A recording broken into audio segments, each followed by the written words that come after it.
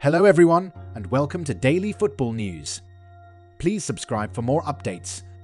Man United have set their sights on Nico Williams. It's suggested that the club scouts have identified him as their prime versatile target for the month of January. The Spaniard has a release clause of £43 million in his contract at Athletic Club, also known as Athletic Bilbao. A move is much more likely to take place in the summer due to the large fee and in United's financial fair play situation, which prevents them from spending big in January.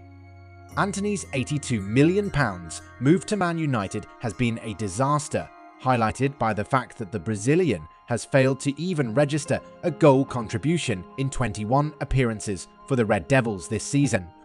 The United faithful are becoming increasingly frustrated with the 23-year-old's constant, underwhelming performances, and the signing of a new right winger could see his United career end. That new attacking star could be Williams, a player who has been labelled dazzling due to his versatility and huge skills. The star has been nothing short of electric this season in La Liga, scoring 3 and assisting 5 in 16 starts. The 21-year-old has become instrumental in the way his side attacks, showing great maturity and taking on plenty of responsibility despite his age. Williams is an extremely fast winger who is a master at 1v1 scenarios, constantly taking a direct approach with the aim of getting into the box. Furthermore, he's almost unstoppable when dribbling, using his quick feet and agility to glide past defenders with ease, amassing nearly 6 progressive carries every 90 minutes.